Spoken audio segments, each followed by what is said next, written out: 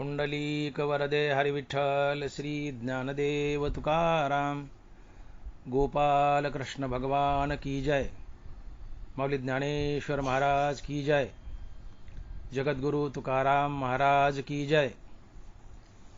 सेवितो हा रस वाटितो अनिका, सेवितो हा रस वाटितो अनिका, घ्यारे होऊ नका रानभरी। विटेवरी ज्याची पाऊले समान, तोच एक दान शूरदाता। मनाचे संकल्प पावतील सिद्धी, जरी राहे बुद्धी याचे पायी। विटेवरी ज्याची पाऊले समान, तोच एक दान शूरदाता। तुका म्हणे मज धाडिले निरोपा, तुका म्हणे मज धाडिले निरोपा, मार्ग हा सोपा सुखरूप। विटेवर ज्याची पाऊले समान, तोच एक दान शूरदाता। प्रस्तुत कीर्तनरूपी सेवेसाठी निवडलेला अभंग जगद्गुरु श्री संत तुकाराम महाराज यांचा 4 चरणाचा आणि भक्तिपर प्रकरणातील अभंग आहे। तुकोबाराय म्हणतात, सेवितो हा रस वाटितो अनिका, घ्यारे होऊ नका रानभरी। सेवितो हा रस वाटितो अनिका। महाराज म्हणतात सेवितो हा रस। तुकोबाराय म्हणतात मी रस सेवन करतोय। मग हा तुकोबाराय जो रस सेवन करतायत तो नेमका कोणता रस आहे? ऊसाचा, आंब्याचा का लिंबाचा? नेमका कशाचा रस आहे? आमरस आहे का लिंबाचा रस आहे का सुधा रस आहे? रस अनेक प्रकारचे आहेत। रस अनेक प्रकारचे आहेत। त्यातला महाराज कोणता रस सेवन करतायत नेमका? तर तुकोबाराय हे लिंबाचा रस, आंब्याचा रस, सुधा रस हा रस सेवन करत नाहीयेत। मग तुकोबाराय सेवन करतायत तो आहे भक्ती रस। तुकोबाराय जो रस सेवन करतायत तो रस आहे भक्ती रस। रस म्हणजे आनंद, रस म्हणजे आनंद। तुकोबाराय जो रस सेवन करतायत तो रस आहे भक्ती रस। आणि या भक्ती रसालाच ब्रह्मरस, शांती रस असे पर्यायी शब्द आहेत। ब्रह्मरस म्हणजे शांतीरस, आणि हा ब्रह्मरस शांतीरस म्हणजेच जवळजवळ भक्तिरस। उगा 19-20 चा फरक आहे, नाहीतर ब्रह्मरस, शांतीरस आणि भक्तिरस हे सारखेच आहेत, एकच आहेत। तुकोबाराय भक्तिरस सेवन करतायत, शांतिरस सेवन करतायत, ब्रह्मरस सेवन करतायत। आणि म्हणून महाराज लिहितायत की लावोनी मृदंग श्रुती टाळ घोष, लावोनी मृदंग श्रुती टाळ घोष, सेवू ब्रह्मरस आवडीने। महाराज म्हणतायत विना टाळ चिपड्या लावून मी ब्रह्मरस आवडीने सेवन करतोय। हरिनामाचा रस सेवन करतोय, नामरस सेवन करतोय, भक्तिरस सेवन करतोय।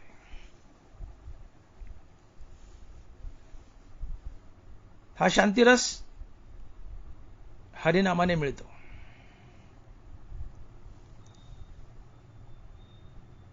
ब्रह्म म्हणजे भगवंत,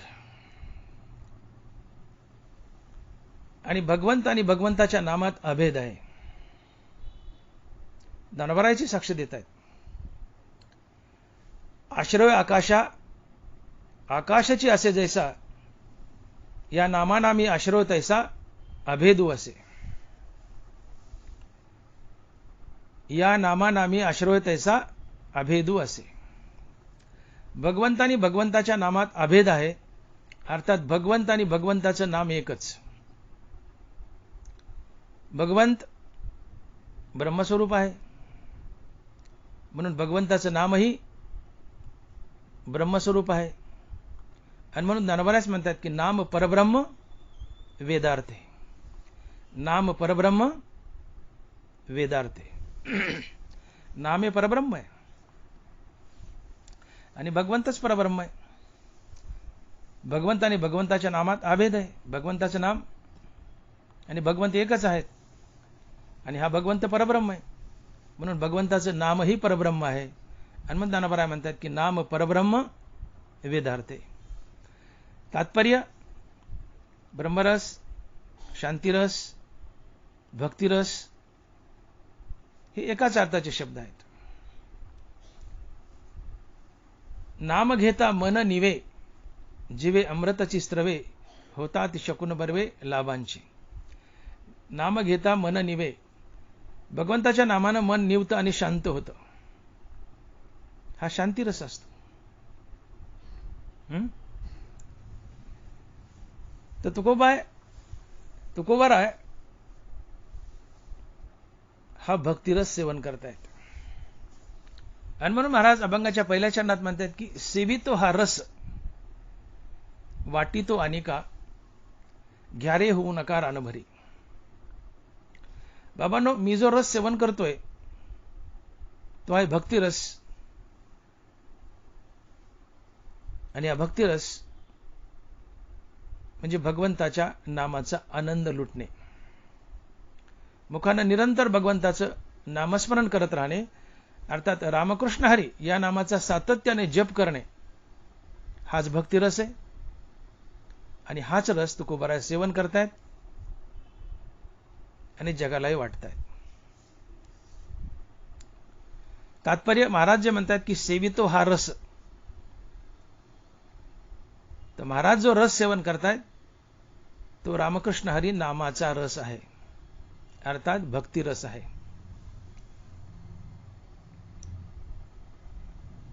का बरं? तुकोबारायला नामरस किंवा भक्तिरसच का सेवन करावा असा वाटतोय? इतरही बरेचसे रस आहेत, ते का सेवन करावेसे वाटले नाही? शृंगार रस आहे, हास्यरस आहे, करुण रस आहे, रौद्र रस आहे, वीर रस आहे, भयानक रस आहे, बिभत्स रस आहे, अद्भुत रस आहे. ही 8 रस आहेत. त्यात ज्ञानोबारायांनी 9वा घातलाय शांतिरस, अर्थात ब्रह्मरस, अर्थात भक्तिरस. किंवा भक्तिरस ब्रह्मरस आणि शांतिरस याच्याही पुढे मांडलाय, त्याला भक्तिरस म्हटले. ब्रह्मरस आणि शांतिरस हा 9वा रस आहे. भक्तिरस त्याच्याही पुढे मांडलाय, 10वा रस आहे.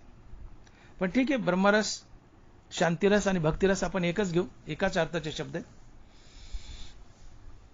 इतके हे उरलेले 8 रस आहेत. तर तुकोबाराने यापैकी एखादा रस का सेवन करावा असा वाटला नाही? तुकोबाराला भक्तिरसच का सेवन करावा असा वाटला? काय विशेष आहे भक्तिरसात? इतर रसापेक्षा भक्तिरस का मोठा आहे? तर याचं कारण हे जे 8 रस आहेत, भक्तिरस सोडून उरलेले जे 8 रस आहेत, हे स्वतः सुखरूप नाही आहेत. आणि हे 8 रस म्हणजे एक प्रकारचं विशेष सेवनच होय. हे 8 रस विशेष सेवनातच मोडतात. हे सुरुवातीला मी बोललेले शृंगार वगैरे हे 8 रस स्वतः सुखरूप नाहीयेत. भक्तिरस स्वतः सुखरूप आहे. देह सादर पाहावा निश्चित, सर्व सुख येत नाम आहे. भगवंताचं पवित्र नाम हे स्वतः सुखरूप आहे. त्याला कुणाकडून सुख उसणं घ्यावं लागत नाही. पण हे पहिले सुरुवातीचे जे 8 रस आहेत, शृंगार वगैरे, हे स्वतः सुखरूप नाहीयेत. यांना कुणाकडून तरी सुख उसणं घ्यावं लागतं आणि मग समोरच्या माणसाला द्यावं लागतं. जसा चंद्र परप्रकाशित आहे, सूर्य स्वयंप्रकाशित आहे.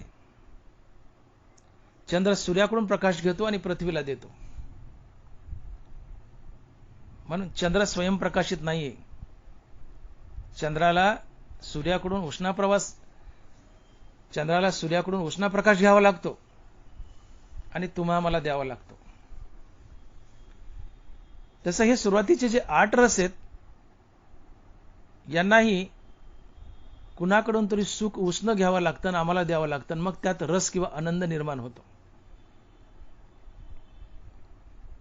कारण हे सुरुवातीचे 8 रस स्वतः सुखरूप नाहीयेत.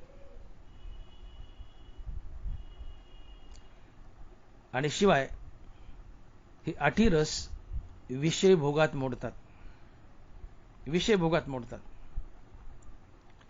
बघा तुम्ही, उदाहरणार्थ शृंगार रस घ्या. रती हा शृंगार रसाचा स्थायी भाव आहे.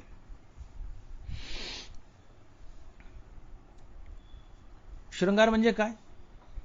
शोभा, मेकअप, सजावट. ज्ञानोबाने बोलले, देहा श्रंगारी यौवन,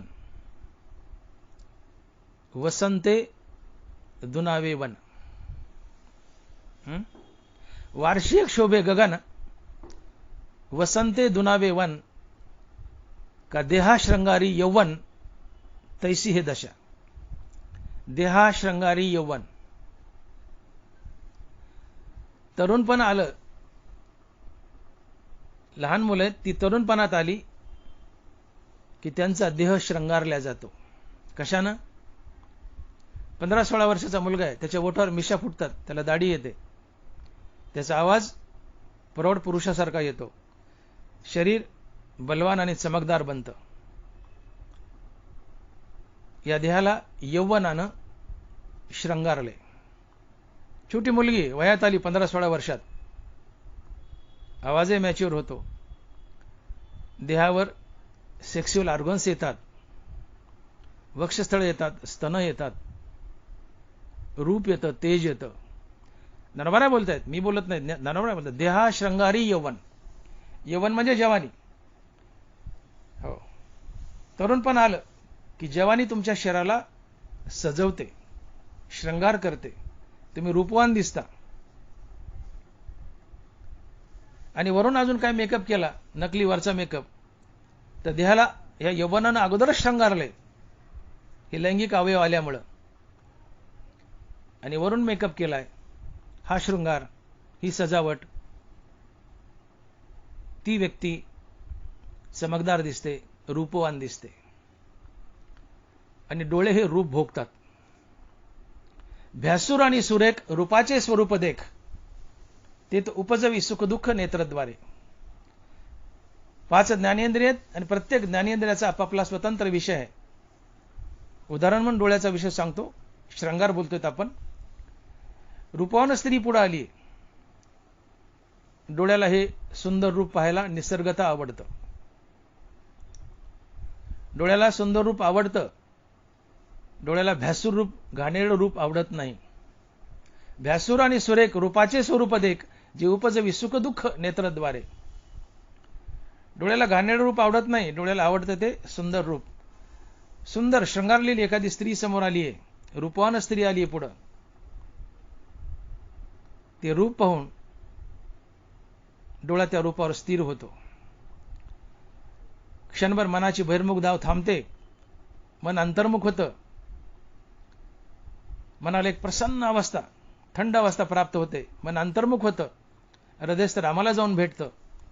मन आणि हृदयस्थ राम यांच्या भेटीतून मनाला स्थिरता लाभते आणि मनाच्या स्थिरतेतून येणारा हा अनुभव सुख असते. मनाची स्थिरता हे सुख, मनाची स्थिरता हाच आनंद. इथं श्रंगारानं तुमच्या मनाला आनंद प्राप्त करून दिलाय आणि म्हणून श्रंगाराला रस म्हणतात. पण हा श्रंगार रसानं जो तुम्हाला आनंद प्राप्त करून दिलाय, तो या रूपानं दिला नाहीये, या श्रंगारानं दिला नाहीये. या श्रंगारानं हा आनंद उष्णा घेतलाय. कुणाकडून? डोळ्यानं सुंदर रूप पाहिलं डोळ्याने श्रंगार पाहिलाय की डोळा त्या श्रंगारावर रूपावर स्थिरावलाय. बहिर्मुख धावणार मन अंतर्मुख झालंय. मनाला एक प्रसन्न आणि शीतल अवस्था प्राप्त झाली रूप पाहिल्यामुळं. ते मन अंतर्मुख झाले, हृदयस्थ रामाला जाऊन भेटले. मन आणि हृदयस्थ राम यांच्या भेटीतून मनाला स्थिरता लाभली आहे. आणि मनाच्या स्थिरतेतून येणारा अनुभव हे सुख असते, आनंद असतो. तर इथं या श्रंगार रसाने आनंद दिला नाही, तर अंतर्मुख झालेल्या मनाने हृदयस्थ रामाची भेट घेतली. मन आणि हृदयस्थ राम जेव्हा एकमेकाला भेटले तेव्हा ते मन स्थिरावलंय. आणि मनाचं स्थिरणं हाच आनंद असतो. अंतर्मुख मनोवृत्ती आनंदा प्रतिबिंबिती. अंतर्मुख मनोवृत्ती आनंदा प्रतिबिंबिती. सुंदर रूप पाहिल्यानं मन अंतर्मुख झाले, हृदयस्थ रामाला भेटले. आणि मन आणि हृदयस्थ राम यांच्या भेटीतून मनाला स्थिरता लाभली आहे. मनाची स्थिरता हेच सुख आहे, मनाची स्थिरता हेच आनंद आहे. इथं श्रंगार रसाने आनंद दिलाय, पण तो हृदयस्थ रामापासून उसना घेतलाय. हा श्रंगार पाहत असताना डोळे स्थिरावले, मन अंतर्मुख झाले. आणि अंतर्मुख झालेल्या मनाने हृदयस्थ रामापासून सुखाचा प्रभाव वाहून आणलाय आणि या श्रंगारावर मांडलाय. तेव्हा श्रंगार गोड वाटतोय, आनंददायी वाटतोय. अन्यथा श्रंगाराला स्वतःचं सुख नाहीये. कारण हे सगळे आठीचे आठी रस विषयात मोडतात. आणि म्हणून मी बोललो की चंद्र परप्रकाशित आहे, सूर्यापासून प्रकाश घेतो आणि पृथ्वीला देतो. तसं ही आठी विषय स्वतः सुखदायी नाहीयेत. ते अंतर्मुख झालेल्या मनापासून, अर्थात अंतर्मुख झालेल्या मन हृदयस्थ रामापासून सुखाचा प्रभाव होऊन अंतन या विषयात अर्थात श्रंगारात मांडतं. आणि तुम्हाला श्रंगार गोड वाटतो, हा श्रंगार तुम्हाला आनंद देतो. इथे या श्रंगार रसानं हृदयस्थ रामापासून सुख उसणं आणलंय मनाच्या मार्फत आणि तुम्हाला आनंद दिलाय. म्हणून चंद्र परप्रकाशित आहे, सूर्यापासून प्रकाश उसना घेतो. श्रंगार रस, उरलेले आठी रस, सगळे आठी रस सुरुवातीचे हे हृदयस्थ रामापासून उसणं सुख घेतात मनाच्या मार्फत आणि तुम्हाला आनंद देत आहेत. म्हणून हे श्रंगारादी आठी रस स्वतः सुखरूप नाहीयेत आणि ते विषयात मोडतात. रूप निहाळणं, श्रंगार निहाळणं हा विषयच आहे, डोळ्याचा विषय. आणि म्हणून जेवढे काही हे रस आहेत, श्रंगार रस, हास्य रस, समोरचा मनुष्य हसलाय, तुम्ही पाहिलंय, या हास्यरसाचा स्थायी भाव आहे. हसणं हा स्थायी भाव आहे. तो हसते, तुम्ही पाहतायत. किंवा एखादा विनोद झालाय, एखादा विदूषक पाहिलाय, कुणी चावट जोक केलाय, तुम्हाला हसू येतं. तुमच्या कानाने ऐकले, डोळ्याने पाहिले. कानाचा तोच प्रकार आहे. देखे शब्दाची व्याप्ती, निंदा आणि स्तुती, तिथं द्वेष उपजती श्रवणाद्वारे. स्तुतीपर शब्द कानाच्या आवडीचा विषय, निंदापर शब्द कानाच्या नावडीचा विषय. एखादा स्तुतीपर शब्द कानावर पडला तर मन प्रसन्न होतं, स्थिरावतं, अंतर्मुख होतं, हृदयस्थ रामाला जाऊन भेटतं. मन आणि हृदयस्थ राम यांच्या भेटीतून मनाला स्थिरता लाभते. मनाची स्थिरता हेच सुख आहे, मनाची स्थिरता हेच आनंद आहे. म्हणून कुठलाही रस भोगताना, श्रंगारादी हे 8 रस भोगताना, मग डोळा असो, कान असो, नाक असो, जीभ असो, त्वचा असो, कुठलाही इंद्रिय ज्यावेळेस विषय भोगतोय, हे श्रंगार भोगतोय, हे सुरुवातीचे 8 रस भोगतोय, त्यावेळेस या इंद्रियाचे जे आवडीनिवडीचे विषय आहेत, जसं मी बोललो की डोळ्याला रूप आवडतं, सुरेख रूप पाहायला आवडतं, घाणेरडं रूप आवडत नाही. मग तुम्ही श्रंगार पाहिलाय, मेकअप पाहिलाय, सजावट पाहिलीये, एक तरुण सुंदर स्त्री पाहिलीये, यौवनात आलेली, रूपवाने, डोळे तिच्यावर नजर टाकतायत, डोळ्याला ते रूप न्याहाळायला आवडतंय, डोळे तिच्या रूपावर स्थिरावलेत. पण तात्काळ मन थंडावलंय आणि तात्काळ अंतर्मुख झाले. अंतर्मुख होऊन हृदयस्थ रामाला भेटले. मन आणि हृदयस्थ राम यांच्या भेटीतून मनाला स्थिरता लाभली आणि मनाच्या स्थिरतेतून येणारा अनुभव हे सुख असते, आनंद असतो. आणि म्हणजे सगळे हे जे सगळे श्रंगार, हास्य, करुण, रौद्र, वीर, भयानक, बिबिस आणि शांत सोडून बिबिस आणि अद्भुत, हे 8 रस स्वतः सुखरूप नाहीयेत हृदयस्थ रामापासून सुख उसणं आणतात मनाच्या मार्फत आणि समोरच्या माणसाला क्षणभर आनंद देतात, क्षणभर, कायमचा नाही. कारण हे आठी रस विषयात मोडतात. श्रंगार भोगला म्हणजे विषयच भोगला, रूपच भोगलं डोळ्याने. हास्य ऐकलं किंवा काही विनोद ऐकला म्हणजे कानाने स्तुतीपर शब्द किंवा आवडीचा विषय भोगलाय. कुणी एखादा चांगला विनोद केला, कानाला चांगला शब्द आवडतो, वाईट शब्द आवडत नाही. स्तुतीपर शब्द कानाच्या आवडीचा विषय, निंदापर शब्द कानाच्या नावडीचा विषय. कुणी एखादा सुंदर विनोद केलाय, कानाला चांगला शब्द आवडला, विनोद आवडला, मन थंडावलं, क्षणभर स्थिर झालं, अंतर्मुख झालं, हृदयस्थ रामाला भेटलं. मन आणि हृदयस्थ राम यांच्या भेटीतून मनाला स्थिरता लाभली. मनाच्या स्थिरतेतून आलेला अनुभव हे सुख, हे आनंद आहे. तुम्हाला हास्यरसाने आनंद दिला. पण कसा दिला? मनाच्या मार्फत हृदयस्थ रामापासूनच दिला. कारण मन हृदयस्थ रामाला भेटलं की स्थिर होतं. स्थिरनं हा आनंद आहे, स्थिरनं हे सुख आहे. आणि शिवाय हेच अंतर्मुख झालेलं मन हृदयस्थ रामापासून सुखाचा प्रभाव होऊन आणतं आणि त्या विनोदात मांडतं, त्या विषयात मांडतं आणि तो विषय गोड वाटतो, त्यातून सुख मिळतं. विषय दिलाय हृदयस्थ रामाने, पण वाटतं आपल्याला या हास्यरसानं, शृंगार रसानं, करुण रसानं, रौद्र रसानं, इतर सर्व रसानं दिलाय असं वाटतं. पण तसं नाहीये. हे रस मूळचे सुखरूप नाहीयेत. हे उष्ण सुख घेतात रामापासून आणि तुम्हाला दाटूमुठी तात्पुरता आनंद देतात. आणि सगळे आठी रस, सुरुवातीचे आठी रस हे विषयातच मोडतात आणि विषयात सुख नसतंच. म्हणून ज्ञानोबा बोलले की विषयी सुख आहे हे बोलण्याची सारिके नव्हे, तरी विद्युत स्फुरणे कान पाहे जगा माझी. विजेच्या प्रकाशावर जसा व्यवहार करता येत नाही. तुम्ही जर म्हणले की मी अंधार, काळाकुटा अंधार आहे, रात्रीचे 2 वाजलेत, आकाशात ढग आलेत, सारा अंधार पडला आणि वीज चमकली नाही, विजेच्या चमकण्यावर एवढ्याशा प्रकाशावर मी माझा उद्योगधंदा करतो, अशक्य. वीज जशी क्षणिक आहे तसे विषयातलं सुख क्षणिक आहे. विजेचा प्रकाश क्षणिक आहे तसं विषयातलं सुखही क्षणिक आहे. आणि तेही हृदयस्थ रामापासून उष्ण आणलंय, हे विषयानं दिलेलं नसतंय. कारण इच्छित विषय प्राप्त होणे आणि मनाची अंतर्मुखता साधणे या दोन्ही गोष्टी एकदाच घडतात. आणि अंतर्मुख झालेलं मन हृदयस्थ रामाला भेटतं आणि हृदयस्थ रामापासून सुखाचा प्रभाव वाहून आणतं आणि विषयात मांडतं. इथे 2 प्रकारे सुख मिळतं कोणताही विषय भोगताना. इच्छित विषय प्राप्त होणे आणि मनाची अंतर्मुखता साधणे या दोन्ही गोष्टी एकदाच घडतात. मग इच्छित विषय प्राप्त झालाय, सडनली मन अंतर्मुख झाले, हृदयस्थ रामाला जाऊन भेटले. मन आणि हृदयस्थ राम यांच्या भेटीतून मनाला स्थिरता लाभली. मनाच्या स्थिरतेतून येणारा अनुभव हे सुख आहे, हेच आनंद आहे. एक प्रकारे सुख मिळालं. सुख मिळण्याचं दुसरं कारण हेच विषय भोगताना अंतर्मुख झालेलं मन हृदयस्थ रामाला जाऊन भेटतं, हृदयस्थ रामापासून सुखाचा प्रभाव वाहून आणतं आणि विषयात मांडतं आणि विषयाला गोडी आणतं. अशा प्रकारे 2 प्रकारे तुम्हाला सुख मिळतं. इथं तुम्हाला विषयाने सुख दिलंच नाही. सुख कुणी दिले? हृदयस्थ रामानं. एक लाईटची डीपी आहे मोठी, करंटनं गच्च भरली, घरात बल्ब आहे मोठा 200 पॉवरचा, वायर आहे, मीटर आहे, बोर्डर, फ्यूज आहे, सगळी फिटिंग व्यवस्थित आहे. आता बोर्डावर फ्यूज टाकले आणि बटन दाबले की बल्ब लागतो. पण बोर्डावरचं फ्यूज काढा किंवा बटन बंद करा, बल्ब बंद होतो. का? डीपीतला करंट आणि बल्ब यांना जोडणारा सांधा तो फ्यूज असतो. तसं विषय सेवन करताना मन अंतर्मुख होतं, हृदयस्थ रामाला भेटतं आणि हृदयस्थ रामापासून, कारण हृदयस्थ राम सुखरूप आहे, फक्त हृदयस्थ राम सुखरूप आहे.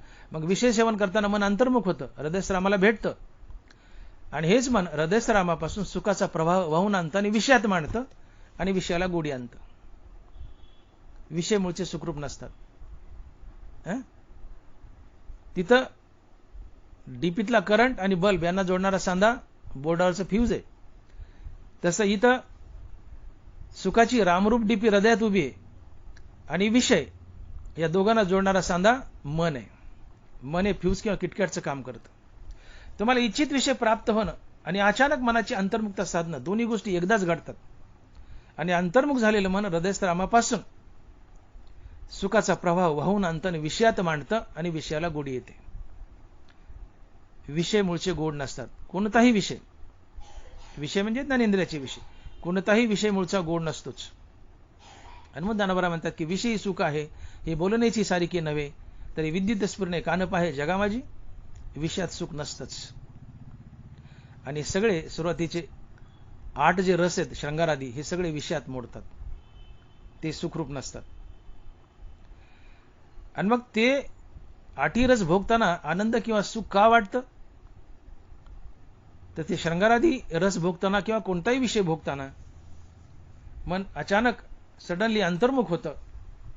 इच्छित विषय प्राप्त होणं, रूप पाहतात, शृंगार रूप पाहतात, रूप पाहताना रूप पाहतात डोळे, तर रूप पाहणं आणि मन अंतर्मुख होणं, या दोन्ही गोष्टी एकदाच घडतात. आणि अंतर्मुख झालेलं मन हृदयश्रामापासून सुखाचा प्रभाव वाहून आणतं आणि ते विषयात अर्थात रूपात मांडतं, शृंगारात मांडतं, आणि तो शृंगार तुम्हाला आनंददायी वाटतो. हे एक सुखाचं कारण. आणि दुसरा शृंगार अर्थात रूप पाहताना डोळे स्थिरावलेत, मन थंडावले, हे मन अंतर्मुख झाले, आणि अंतर्मुख झालेलं मन हृदयश्रामाला भेटले. मन आणि हृदयश्राम यांच्या भेटीतून मनाला स्थिरता लाभली. मनाची स्थिरता हे सुख असतं, मनाची स्थिरता हाच आनंद असतो. हे सुखाचं दुसरं कारण. आणि म्हणून कोणताही विषय किंवा हे 8 रस, सुरुवातीचे शृंगारादी 8 रस, हे स्वतः सुखरूप नाहीयेत, हे सर्व विषयातच मोडतात. आणि हे हृदयश्रामापासून उष्ण सुख आणतात मनाच्या मार्फत, आणि तुम्हाला नकली सुख देतात, दाटूमुठी सुख देतात, कारण ते स्वतः सुखरूप नाहीयेत. जसा चंद्र सूर्याकडून प्रकाश घेतो आणि तुम्हाला देतो, कारण चंद्र परप्रकाशित आहे, तसे हे शृंगारादी हे सगळे रस, हे सगळे विषय हृदयातल्या रामापासून सुख घेतात मनाच्या मार्फत, आणि तुम्हाला सुख देतात, आनंद देतात, कारण हे विषयात मोडतात. म्हणून विषयी सुख आहे हे बोलण्याची सारिके नव्हे, तैसे तरी विद्युत स्फुरणे कान पाहे जगा माझी.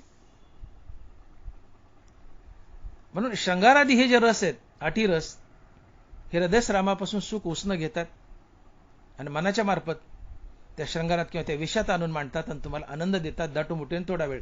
तसं भगवंताचं नाम नाहीये. भगवंताचं नाम कोणाकडून उष्ण सुख घेत नाहीये. सूर्य जसा स्वयंप्रकाशित आहे, तसं भगवंताचं नाम स्वयं सुखरूप आहे. देह सादर पाहावा निश्चित, सर्व सुख येतं नाम आहे. सर्व सुखाचे आगर बाप रखमा देवीवर. सुखरूप ऐसा तुझा कोण सांगा माझ्या, पांडुरंगासारखा तो. नाम आणि नामी यांच्यात अभेद आहे. पांडुरंग म्हणजेच पांडुरंगाचं नाव, आणि हा पांडुरंग हृदयात उभा आहे. मग भगवंताचं नाम घेऊन, पांडुरंगाचं नाम घेऊन या मनाला पांडुरंगापर्यंत पोहोचतं करायचं हृदयात. मग हे मन हृदयात गेलं की हृदयस्थ पांडुरंगाला, हृदयश्रामाला भेटतं. मन आणि हृदयश्राम यांच्या भेटीतून मनाला स्थिरता लाभते. मनाच्या स्थिरतेतून येणारा अनुभव हे सुख आहे, हा आनंद आहे. आणि म्हणून नाम हे स्वतः सुखरूप आहे. आणि नाम घेतल्या घेतल्या मन अंतर्मुख झालं की ते हृदयश्रामाला भेटतं. मन आणि हृदयश्राम यांच्या भेटीतून मनाला कायमची स्थिरता लाभते आणि तुम्हाला सुखाचा अनुभव येतो, आणि तो कायमचा असतो. आणि हा रस आहे, याला भक्तिरस म्हणतात. आणि तुकोबर आहे, हा रस सेवन करतात, भक्तीचा रस, नामाचा रस, ना की श्रृंगार रस, हास्यरस, करुण रस, रौद्ररस, वीररस वगैरे वगैरे. पण तुकोबारांनी प्राधान्य भक्तिरसाला दिलं. तुकोबारा भक्तिरस का प्राशन करतात, का सेवन करतात, तर भक्तिरस, नामरस हा सर्वात गोड आहे, अवीट आहे. आणि हे नाम स्वतः सुखरूप नामरूप आहे, स्वतः सुखरूप आहे. नाम हे स्वतः सुखरूप आहे, गोड आहे, अवीट आहे.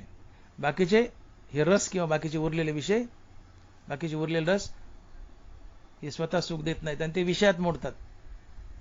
म्हणून तुकोबारा आहे त्या रसाचा उपभोग घेत नाहीत. मग जे स्वतः सुखदायी आहे आणि जे विषयात मोडत नाही, ते आहे भगवंताचं नाम. आणि हे अवीट आहे, गोड आहे, आणि असा हा सर्वात मधुर भक्तीचा रस तुकोबारा सेवन करतायत. इतर बाकीचे शृंगारादी रस नाही. आणि ह्या कारणामुळे तुकोबारायांनी इतर 8 रस आहेत पण त्यांचा उपभोग घेतला नाही, त्यांचं सेवन केलं नाही, तर तुकोबारांनी प्रथम प्राधान्यानं सेवन केलं ते भक्तिरसाचं. हनुमान महाराज म्हणतात की सेवितो हा रस वाटितो अनिका. बाबांनो, मी भक्तीचा रस सेवन करतोय. का? तर भक्ती म्हणजे नाम. नाम हे स्वतः सुखरूप आहे. त्याला कोणाकडून सुख उसणं घ्यावं लागत नाही. या शृंगारादी रसाला हृदयातल्या रामापासून सुख उसणं घ्यावं लागतं. तसं नाम नाहीये. नाम हे स्वतः सुखरूप आहे. देह सादर पाहावा निश्चित सर्व सुख येतं नाम आहे. तुम्ही बघा कशी गंमत आहे. शृंगारादी किंवा इतर जे विषय आहेत कशी गंमत असते. ते कसे दुसऱ्याकडून उसणं सुख घेतात. एक मनुष्य नुकती खातोय, गोड लागते नुकती, मजेने आनंदाने नुकती खातोय, गटा गटा गटा गटा नुकती खातोय. बाजूला 10-5 माणसं बसलेत आणि नुकती खातोय, तिचा आनंद लुटतोय.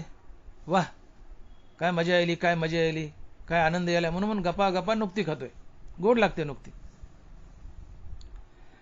नुकती खातोय, आनंद लुटते. तेवढ्यात त्याची बायको पळत येते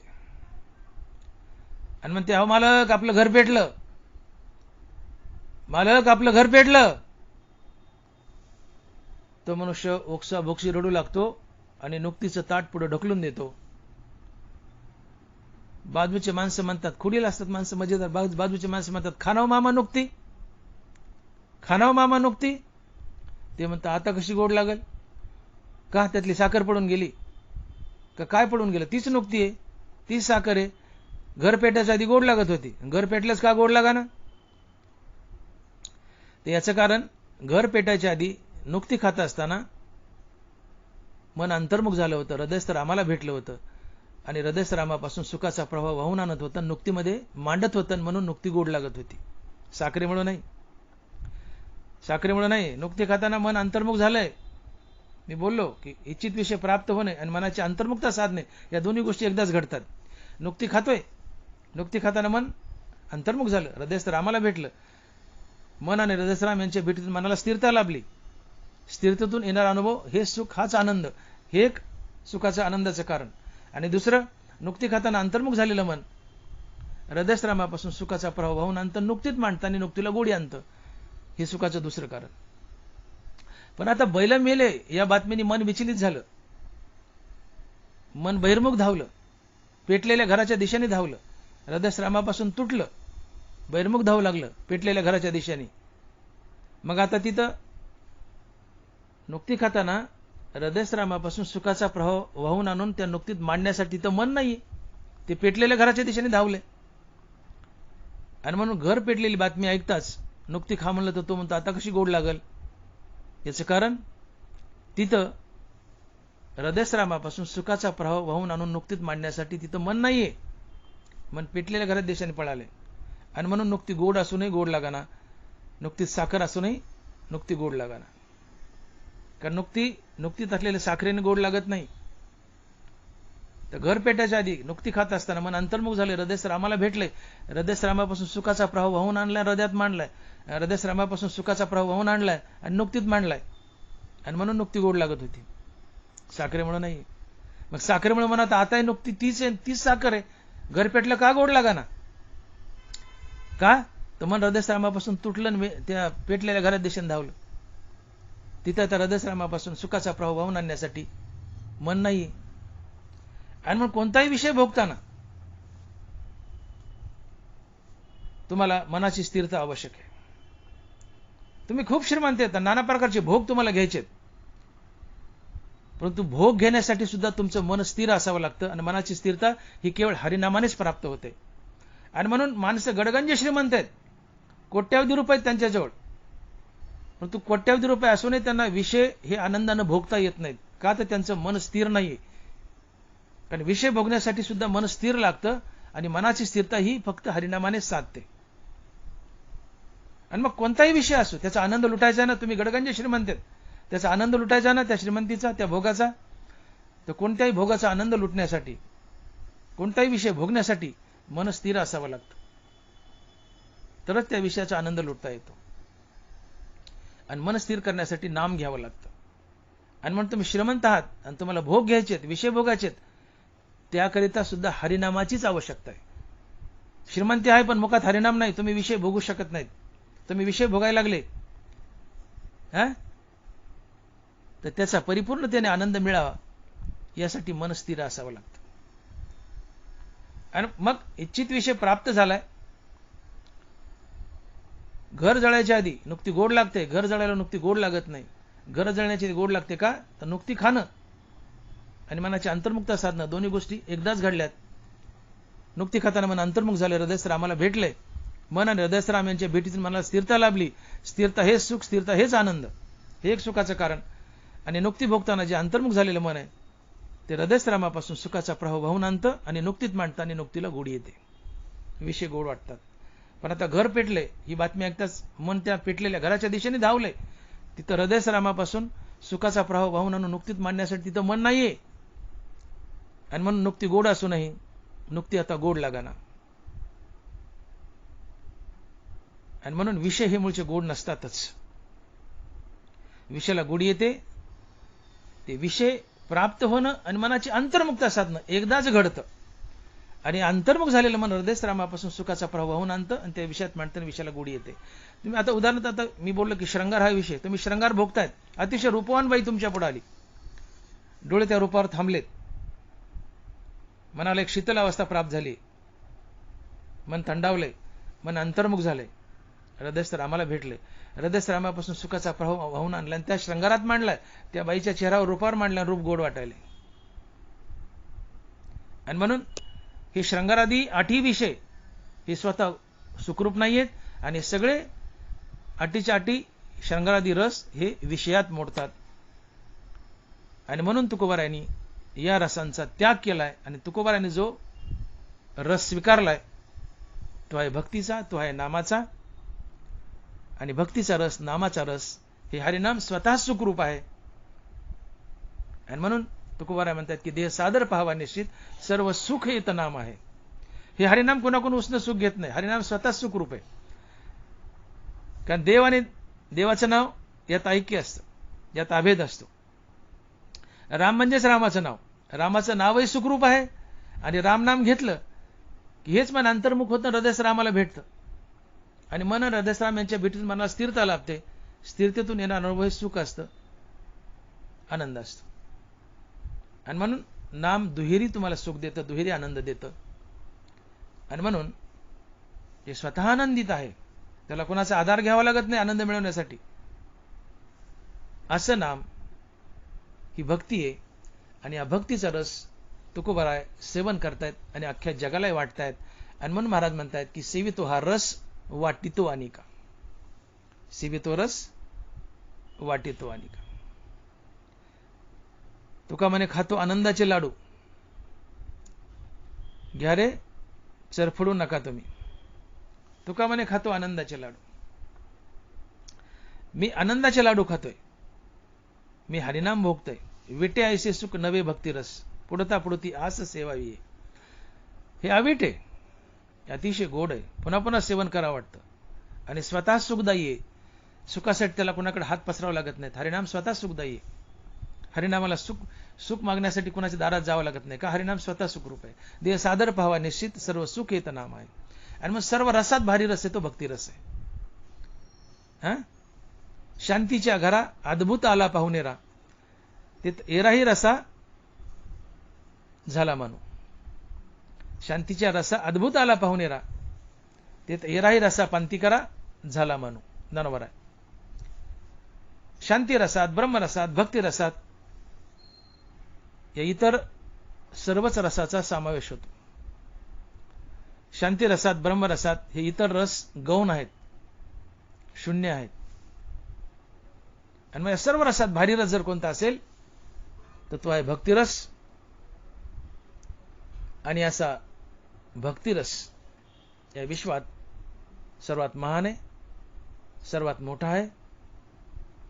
हे बाकीचे श्रंगारादी रस या भक्तिरसापुढं अतिशय किरकोळ आहेत.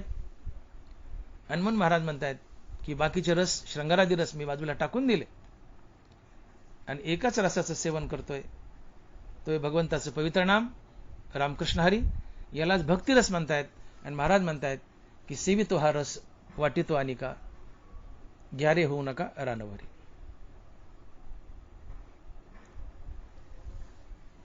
इथे तुकोबाराय म्हणतात मी रस सेवन करतोय हरिनामाचा, पण इतरांनाही वाटतोय. मी अप्पलपोट्या नाहीये. काही माणसं स्वार्थी असतात, की काही लोक स्वार्थी असतात काही लोक स्वार्थी असतात. ते कुठलाही आनंद असो स्वतःपुरतं पाहतात. आपलं भागलं बस झालं, आपल्याला काही घेणं देणं नाही कोणाचं. तुकोबाराय स्वार्थी नव्हते. तुकोबारांनी हा रस तर सेवन केलायच, पण जगालाही वाटायलेत. हनुमान महाराज म्हणतात की सेवितो हा रस वाटितो अनिका, घ्यारे होऊ नका रानभरी.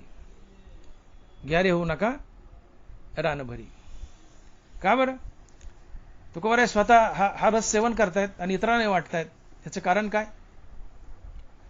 तिथं तुकोबाराची परोपकारी वृत्ती तर आहेच आहे. तुका म्हणे आता उरलो उपकारापुरता. येथे आले उपकारासाठी घरजा वैकुंठी. तुका म्हणे फार थोडा तरी परोपकार. तुकोबाराय परोपकारासाठीच आलेत, उपकार करण्यासाठीच आलेत, जगाच्या कल्याणाकरताच आलेत. जगाच्या कल्याणा संताच्या उभती. इथं वाटितो अनेका या तुकोबाराची परोपकारी वृत्ती दिसून येते.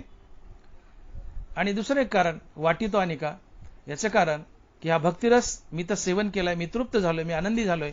हा आनंद तुम्हालाही उपभोगता यावा म्हणून तुकोबाराय हा रस वाटतायत. सेवितो हा रस वाटितो अनेका, घ्यारे होऊ नका रानभरी. मी हा रस सेवन करतोय, याने मी आनंदी झालोय, पण हा आनंद तुम्हालाही मिळावा म्हणून तुम्हाला वाटतो. आणि नुसता आनंदच नाही तर या रसानं तुम्हाला मोक्षही मिळेल. या रसानं तुम्हाला मोक्षही मिळेल. अर्थात तुकोबारायांनी भक्तिरस स्वतः ग्रहण केलाय, सेवन केलाय, आणि हा भक्तिरस जगालाही वाटतायत. त्याचं कारण तुकोबाराला या रसानं मिळालेलं, भक्तिरसानं मिळालेलं सुख जगालाही मिळावं आणि त्यासोबत जगाला मोक्षही मिळावा म्हणून तुकोबाराची तळमळ आहे की वाटितो अनिका. बाबांनो, हे भगवंताचं नाम, भक्तिरस म्हणजे सरळ सरळ भगवंताचं नाम म्हणा. आता हे भगवंताचं नाम मी तर सेवन करतोयच. मी तृप्त झालोय, आनंदी झालोय, मुक्त झालोय, संत झालोय, मुक्तीवर भजनयुक्त झालोय. पण माझी इच्छा आहे, माझी तळमळ आहे, हे हरिनाम तुम्ही बी घ्यावं, हा भक्तिरस तुम्ही सेवन करावा आणि मुक्त व्हावं. या हरिनामानं, या भक्तिरसानं तुमचं जीवन सुखी तर होईलच, पण तुम्ही मुक्त व्हाल, मुक्तीवर भजनयुक्त व्हाल, संतही व्हाल. आणि म्हणून तुकोबाराची तळमळ आहे की सेवितो हा रस वाटितो अनिका, घ्यारे होऊ नका रानभरी. माणसं सुखासाठी रानोमाळ भटकतायत. महाराज म्हणतात घ्यारे होऊ नका रानभरी. माणसं सुखासाठी रानोमाळ फिरतायत. रानभरी म्हणजे रानोमाळ अर्थात विषयाचं सेवन करतात. घ्यारे होऊ नका रानभरी याचा सरळ अर्थ होतो की विषयात आनंद शोधणे, विषयात सुख शोधणे. महाराज म्हणतात नाही रे बाबा नो, विषयात सुख नसतं. मी वाटतोय ना, घ्या म्हणले. मी का वाटतोय ही परोपकारी वृत्ती आहे. मेघ कसा आहे? उदार आहे. देवाने मेघाला पाणी दिले, पण देव मेघाला पाणी देतो, पण मेघ शांत राहिला का? मेघ काय करतो? नाही विचारित मेघ हागंदारी शेत. मेघात पाणी आहे, पण मेघ ते पाणी आपल्यात ठेवत नाही, सगळ्या जगाला देतो. नाही विचारित मेघ हागंदारी शेत. चंद्रामध्ये अमृत भरले देवाने, तिथं सरोवर आहेत अमृताचे, पण तो चंद्र अप्पलपोटा नाही, स्वतःकडेच ठेवत नाही. ते सकाळी सकाळी पहाटे पहाटे जे दवबिंदू पडतात, त्यात अमृताचे कण असतात, त्यातून वनस्पतीचं पिकाचं भरण पोषण करतो चंद्र. चंद्र परोपकारी. सूर्याला देवाने प्रकाश दिलाय, पण सूर्य स्वतःकडे साठवून ठेवत नाही, जगाला प्रकाश देतो. कमळाला देवाने सुगंध दिलाय, पण कमळ ते सुगंध आपल्याकडे राखून ठेवत नाही, जगाला वाटतं. जशी कमळकळिका दाकुटी, जशी कमळकळिका झालेपणे हृदयीच्या मकरंदा राखून येणे, जशी कमळकळिका झालेपणे हृदयीच्या मकरंदा राखून येणे. दे राया रंका पारणे आमोदाचे. हे कमळ स्वार्थी नाही, आपल्याकडे सुगंध ठेवत नाही, जगाला देतं. तसं तुकोबाराय स्वार्थी नाहीयेत. त्यांचं पोट भरलंय हरिनाम घेऊन, भक्तिरस सेवन करून पोट भरलंय, पण ते म्हणतायत मी स्वार्थी नाहीये, मी स्वार्थी नाहीये. हा भक्तिरस मी तुम्हालाही देतो, तुम्ही सेवन करा, सुखी व्हा आणि मुक्त व्हा. आणि म्हणून महाराज म्हणतात की हेची आम्हा करणे काम बीज वाढवावे नाम. हेची आम्हा करणे काम बीज वाढवावे नाम. तुका म्हणे खातो आनंदाचे लाडू. एक तीळ 7 लोकांनी वाटून खाल्ला. असं म्हणतात की एक तीळ 7 लोकांनी वाटून खाल्ला. यातली अतिशक्ती सोडा. पण यात फक्त परोपकारी वृत्ती दिसते. एक तीळ 7 जणांनी खाल्लं याचा अर्थ तो 7 जणांना खाता येत नाही, पण तरी तुमच्यापाशी एखादी वस्तू असेल ती वाटून खा, चोरून खाऊ नका. त्याचे परिणाम सुदाम्या ब्राह्मणांनी भोगलेत. देवाला चोरून खाल्ल्यावर काय होतं तुम्हाला माहिती आहे. वस्तू चोरून खाऊ नका, वाटून खा. तसं तुकोबारा म्हणतात मी स्वार्थी नाही, वाटून खातोय. वाटून खातोय. हा भक्तिरस मी सेवन केलाय, माझं पोट भरलंय, मी ढेकरा देतोय भक्तिरसानं, हरिनामानं. पण माझी इच्छा आहे माझ्याबरोबर तुम्ही सुखी व्हावं, तुम्ही मुक्त व्हावं. आणि म्हणून तुम्ही हरिनाम घ्या. मी भक्तिरस सेवन केलाय, तुम्ही भक्तिरस सेवन करा. या भक्तिरसानं हरिनामानं तुम्ही सुखी व्हा, मुक्त व्हा. ही तुकोबाराची परोपकारी वृत्ती आहे, परार्थी वृत्ती आहे. आणि म्हणून तुकोबारा म्हणतात की सेवितो हा रस, वाटितो अनिका, ग्यारे होऊ नका रानभरी. मुख्य गोष्ट अशी आहे की माणसं जिथं सुख मिळतं तिथं सुख शोधत नाहीत, आणि जिथं सुख नाही तिथं सुख शोधतात. एक म्हातारी गोधडा शिवत होती आणि तिची सुई गोधडा शिवताना ओसरीवर हरपली आणि ती चौकात शोधू लागली. आता सुई हरपली ओसरीवर, शोधते चौकात, सापडेल का? नाही. सुई हरपली ओसरीवर, शोधते चौकात, सुई मिळायची नाही. तसं सुख मिळतं हरिनामानं, आम्ही शोधतो विषयात, आम्हालाही सुख मिळायचं नाही. म्हातारी जागा चुकली, आम्ही म्हातारीसारखी जागा चुकतो. सुख फक्त हरिनामानं मिळतं. लोकांना हरिनाम घ्या, तुम्ही सुखी व्हाल.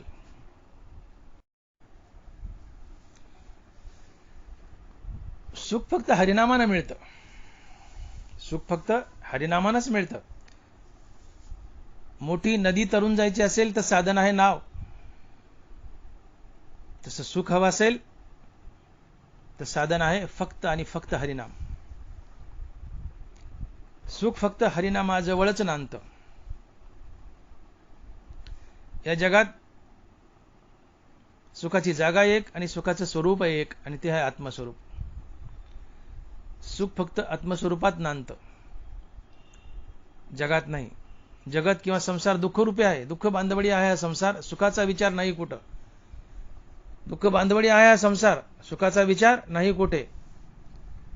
पूर्ण जगत दुःखानं भरलंय. या जगतात सुखरूप कोण आहे तर ते आत्मस्वरूप, आणि आत्मस्वरूप आहे पांडुरंग. आणि म्हणून या जगतात फक्त पांडुरंग आणि पांडुरंगाचं नाव सुखरूप आहे, उरलेलं जगत दुःखरूप आहे. आणि म्हणून तुकोबारा म्हणतात की सुखरूप आहे साधुजा कोण सांगा माझ्या पांडुरंगासारखं. या जगात फक्त पांडुरंग आणि पांडुरंगाचं नाव सुखरूप आहे, उरलेलं जगत दुःखरूप आहे. आणि म्हणून तुकोबारा म्हणतात की माझ्या सुखाचं कारण काय. तुकोबाराय, नामदेवराय, टोकाची गरिबी, टोकाची दारिद्र्यता.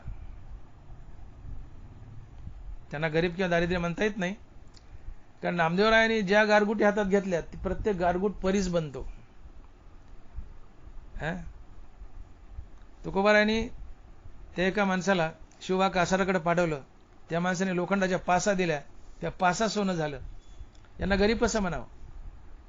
जगात सर्वात श्रीमंत कोण आहे तर तुकोबाराय, ज्ञानोबाराय, नामदेवराय, नाथमाराय हे संत आहेत. सगळ्या श्रीमंत आहेत. पण लौकिक दृष्ट्या वास्तविक पाहता घरात हाल अपेष्टा होत्या, गरिबी होती, दारिद्र्य होतं.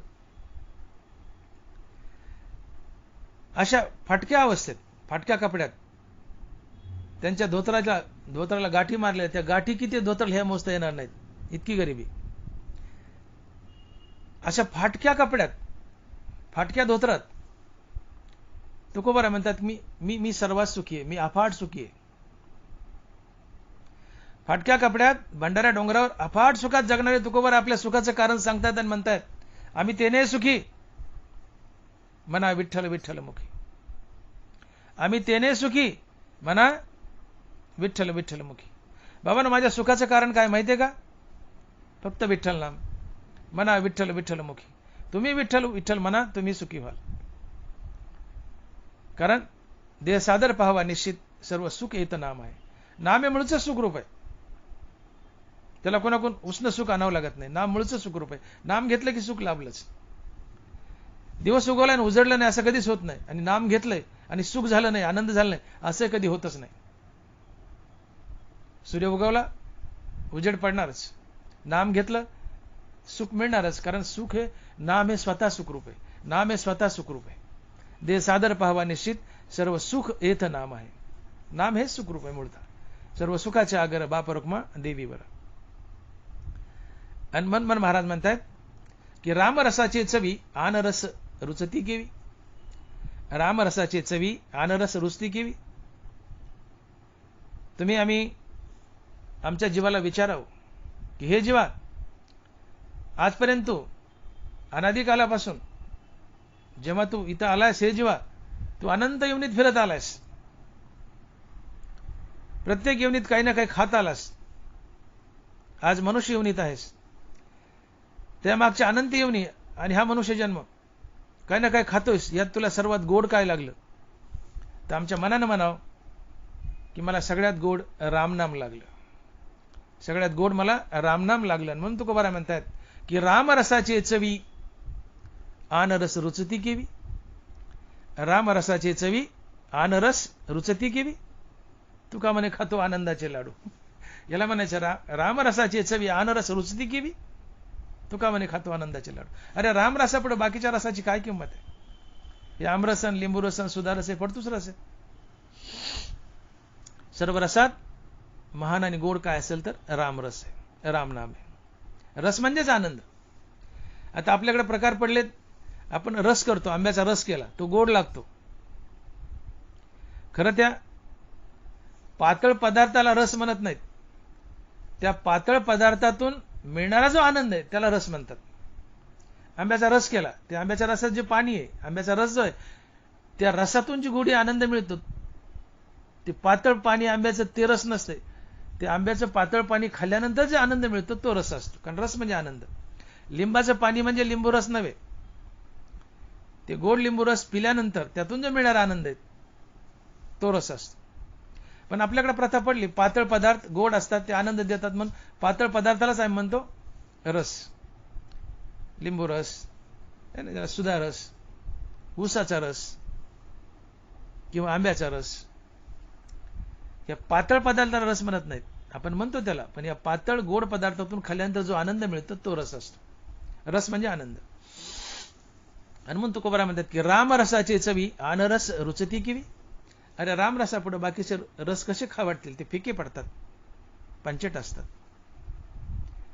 आणि म्हणून आपल्या मनानं म्हणावं की अनंत योनीत मी काही ना काही खात आलो.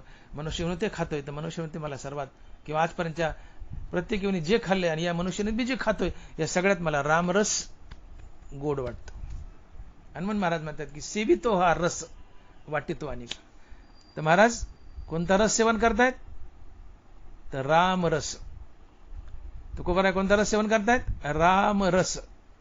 यालाच भक्तिरस म्हणतात, यालाच हरिनामाचा रस म्हणतात, याला शांतिरस म्हणतात, यालाच ब्रह्मरसही म्हणतात. One and same. आणि म्हणून बाबांनो, मी रामरसाचं सेवन करतोय, भक्तिरसाचं सेवन करतोय, मी तृप्त झालोय, पण मी अप्पलपोट्या नाहीये. तुकोबाराय म्हणतात मी अप्पलपोट्या नाहीये, मी स्वार्थी नाहीये, मी वैकुंठातून आलोय ते केवळ तुमच्यावर उपकार करण्यासाठी. तुका म्हणे आता उरलो उपकारापुरता. येथे उपकारासाठी आले घर ज्या वैकुंठी. आम्ही आलोयत बाबा वैकुंठाहून, आम्ही वैकुंठवासी आलो याच कारणाशी. बोलिले जे ऋषी साच भावे वर्तावया. मी वैकुंठाहून आलोय, माझं घर वैकुंठात आहे, मी आलोय वैकुंठातून. कशाला? तर मलाही भक्तिरस सेवन करायचं आहे. भक्तिरस सेवन करून त्या भक्तिरसाचा आनंद लुटायचा आहे आणि तुम्हालाही भक्तिरस वाटायचा आहे आणि तुम्हाला आनंदी करायचे, तुम्हाला आनंदी करायचे आणि त्यासोबत मुक्तही करायचे. म्हणून मी हा रामरस स्वतः सेवन करतोय आणि तुम्हालाही वाटतोय. आणि म्हणून महाराज म्हणतात की हेची आम्हा करणे काम, बीज वाढवावे नाम. हेची आम्हा करणे काम, बीज वाढवावे नाम.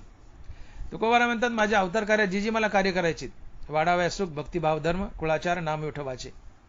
इथं उद्धार आले जडजीवा. तुकोबाराय म्हणतात, मला माझ्या अवतार कार्यात जे जे काही कार्य करायचे त्यातलं प्रमुख कार्य हरिनामाचा प्रसार. हरिनामाचा प्रसार. कारण हरिनामानं समाजात सुख वाढतं, भक्तिभाव वाढतो, कुळाचार वाढतो. हरिनामानं मोक्ष मिळतो. या अनेक कारणासाठी मला हरिनामाचा प्रसार करायचा आहे. समाजात धर्म स्थापित करायचा, सुख शांती स्थापित करायची, ती हरिनामाने होते. समाजात सुख वाढायचं, आनंद वाढायचा, ते हरिनामानं होतं. समाजात कुळाचार वाढायचा, ते हरिनामानं होतं.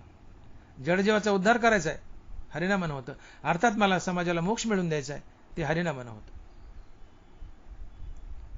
आणि म्हणून मला हरिनामाचा प्रसार करायचा आहे. हरिनाम हे बीज आहे. हरिनाम रूपी बीज लावलं तर त्यापासून धर्माचा वृक्ष तयार होतो आणि त्याला नीती, माणुसकी, इमानदारीची फळे लागतात. जेव्हा समाजात धर्म आणतात, नीतिमूल्य आणतात, तेव्हा तो समाज सुखी होतो. हरिनामाचा प्रसार हे माझं प्रमुख कार्य आहे. मी हरिनाम सेवन करतोय, भक्तिरस सेवन करतो, म्हणजे मी हरिनाम सेवन करतोय आणि इतरांनाही वाटतोय. इतरांना वाटण्यात परोपकारी वृत्ती असते, मोठेपणा असतो. मांडियाड करून खाऊ नये, दार उघडं ठेवून खाऊ नये. आपल्याकडे फॅशन वाढली, दार बंद करून आपल्या कुटुंबियासोबत जेवढं चोरून खाता येईल तेवढं माणसं चोरून खायलेत. हे चुकीचं आहे. जुन्या काळी मनुष्य दार उघडं ठेवून जेवायचा. का? दारात कुत्रा आलं, भाकरी टाकता येते, परोपकार झाला, पुण्य लाभलं. कुणी वाटसर आला, भिकारी आला, त्याला जेवायला या म्हणता येतं, पंक्तीला जेवायला घेतलं, पुण्य लागतं. धनिक माणसं, पहिली पारमार्थिक माणसं पंक्तीला कुणीतरी घेऊनच जेवायची, एकटे जेवतच नव्हते, कोणाला तरी जीव घालायचेच. पण आता जेवताना आपल्याला कुणी पाहू नये, पहिले दार उघडं ठेवून जेवायचे, कोणाला तरी सोबत घेऊन जेवायचे. पण आता जेवताना आपल्याला कुणी पाहू नये याची मनुष्य जास्त काळजी घ्यायला, दार बंद करून जेवायलाय, चोरून जेवायलाय, मांडी आड करून जेवायलाय. त्याच्यामुळे मन बी पडली, आपलंच पण मांडी आड करून खावं, आपलंच पण मांडी आड करून खावं. ही मन चांगली नाही, ही मन चांगली नाही. खाण्यापिण्याच्या बाबतीत, इतर बाबतीत असू दे ती कसली, पण खाण्याच्या बाबतीत चांगले नाही. आपलंच आहे पण उघडं करून खावं, मांडी आड करून खाऊ नये, दोष लागतो. वाटल्यानं आनंद द्विगुणित होतो. तुम्ही वाटल्यानं तुमच्याकडून दान घडतं, दानानं पुण्य लाभतं. दानानं समाजात साम्यावस्था येते, दानानं तुम्हाला देव भेटतो. दान हे मोक्ष निदानाचं अंजन आहे. इतके फायदे दानाचे. दानाला मोक्ष निदानाचं अंजन म्हटले. ते हे जाण दान जे मोक्ष निदानाचे अंजन दानावर आहे. आणि म्हणून वाटण्याची प्रवृत्ती असावी, परोपकारी प्रवृत्ती असावी. घासातला घास काढून द्यावा, इतरांना वाटावं. वाटितो अनेका यातून तुकोबाराला सांगायचं की स्वार्थी होऊ नका, वाटा. गरिबाची काळजी घ्या. गरिबाची काळजी घेतली, जो गरिबाची काळजी घेतो देव त्याची काळजी घेतो. गरिबाला दिलं, देवाला दिलं, देवा ऋण होतं, देव लवकर प्रसन्न होतो. वाटून खा, एकटे खाऊ नका, वाटून खा. ही तुकोबाराची परोपकारी वृत्ती आहे. म्हणून मी बोललो की एक तीळ 7 जणांना वाटून खाल्ला, आता तो खाता येत नाही, कसा खावा एवढं तीळ 7 जण. पण यातली अशी अतिशक्ती ही आहे, अतिशक्ती बाजूला सोडा, पण यातली गंमत किंवा अतिशक्ती अशी आहे की यातून सांगायचं आहे की वस्तू एकटे चोरून खाऊ नका, इतरांना वाटून खा. एक तीळ 7 जणांना खाल्ला तर 7 जण एक तीळ खाऊ शकतात, तर एक भाकरी 7 जण का खाऊ शकत नाहीत? याचा अर्थ घासातला घास लोकांना द्या, वाटा, परोपकारी वृत्ती ठेवा, दान करा. तसं तुकोबारा इथं आम्हाला सुचित आहेत की परोपकार करा, दान करा. ते काही असो. मग महाराज म्हणतात मी काय सेवन करतोय? भक्तिरस, रामरस सेवन करतोय. मग हा रामरस मी तर सेवन केलाय, हा भक्तिरस मी तर सेवन केलाय, पण तुम्हालाही वाटतो, तुम्ही रामरस सेवन करा, सुखी व्हाल आणि मुक्तही व्हाल. म्हणून वाटितो हा रस, मग सेवितो हा रस, वाटितो अनेका. सेवितो हा रस, वाटितो अनेका, घ्यारे होऊ नका रानभरी. अरे बाबांनो, मी तुका म्हणे माझा अनुभव अंगे, मी माझा अनुभव सांगतो. रामरसाने मी आनंदी झालोय. हो, मी रामरसात मी भक्तिरसात रामरसात आनंदात लोळतोय. तुका म्हणे आता नाही वृत्तीवरी सुखाच्या शेजारी पहुडलो. मी आत्मसुखात लोळतोय. का? फक्त रामरस, फक्त भक्तिरस सेवन करतोय म्हणून मी सुखात लोळतोय. तुका म्हणे आता नाही वृत्तीवरी सुखाच्या शेजारी पहुडलो. मी आत्मसुखात लोळतोय केवळ रामरसाच्या बळावर, भक्तिरसाच्या बळावर. मग मला वाटतं तुम्ही बी आत्मसुखात लोळावं, आनंदात लोळावं म्हणून रामरस घ्या, भक्तिरस घ्या, सेवन करा.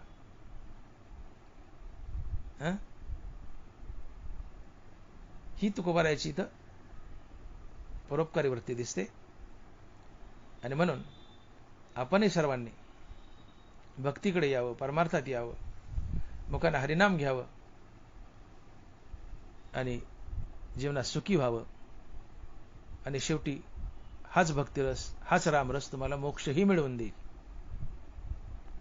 तुकोबारायची हीच तळमळ आहे की रामरस मी सेवन करतोय, मी सुखी झालोय, मुक्त झालोय, मुक्तीवर भजनयुक्त झालोय, संत झालोय. पण मी इथं थांबलो नाही.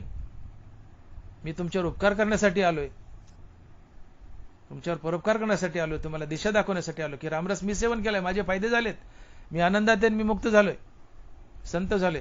तुम्ही रामरस सेवन करा, आनंदी व्हाल, मुक्त व्हाल. रामरसात आनंद शोधा, विषयात नाही. घ्यारे होऊ नका रानभरी. आम्ही आनंद विषयात शोधतो, विषयात आनंदच नाही, सुखच नाही. मी बोलून गेलो की विषयी सुख आहे हे बोलण्याची सारिके नव्हे, तरी विद्युत स्फुरणे कान पाहे जगा माझी. विषयात सुख नसतंच. मग सुख काय? लोकांना सुखाची कल्पनाच कळत नाही. पुष्कळात एखादी बाई असते आणि म्हणते माझी लेक नांदायला गेली, माझ्या लेकीला सुखच पडाना, माझ्या लेकीला सुखच पडाना. एखादी बाई तिची मुलगी नांदायला गेली, थोडंफार जायचं असेल, लेकीला सुखच मिळाना, सुखच मिळाना, लेकीला माझ्या सुखच मिळाना. काय करावं बाई, लेकीला सुखच मिळाना. मी म्हणलं बाई सुख म्हणजे काय ग? ती म्हणते मला काय माहित.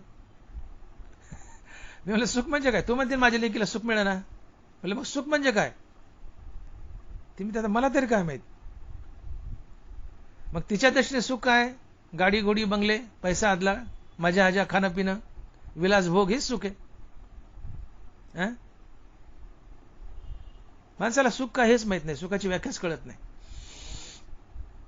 जनावरांनी सुखाची व्याख्या सांगितली की किंबहुना सोये जीव आत्मयाची लाहे, ते तर जे होय तया नाव सुख. आणि ऐशी अवस्था न जोडिता पार्था, जी जे ते सर्वथा दुःख जाणे. कुठल्याही कारणामुळे, प्रामुख्याने हरिनामामुळे ज्यावेळेस तुमचं मन अंतर्मुख होतं, तुम्ही मुखाने रामनाम घेताय, तात्काळ मन अंतर्मुख होतं. रामनाम घेतलं मन अंतर्मुख होतं. हे अंतर्मुख झालेलं मन हृदयस्थरामाला जाऊन भेटतं. मन आणि हृदयस्थराम यांच्या भेटीतून मनाला स्थिरता लाभते आणि मनाच्या स्थिरतेतून येणारा अनुभव हे सुख असतं. मनाची स्थिरता हेच सुख, मनाची अस्थिरता हेच दुःख. मनाची अस्थिरता, मनाची बेचैनी, मनाची तडफ हे दुःख आहे. मनाची तडप, मनाची बेचैनी, मनाची अस्थिरता हे दुःख आहे आणि मनाची स्थिरता हे सुख आहे. मनाची शांती हे सुख आहे. आणि म्हणून महाराज म्हणतात की शांती परते नाही सुख एर अवघेची दुःख. शांती हेच सुख, मनाची स्थिरता हेच सुख आहे. मग मनाची स्थिरता हरिनामाने लाभते. मग सासरमध्ये जर मुलगी नांदायला गेली आणि तिने रामनाम घेतलं तर मनाची स्थिरता लाभेल, ती सुखी झाली.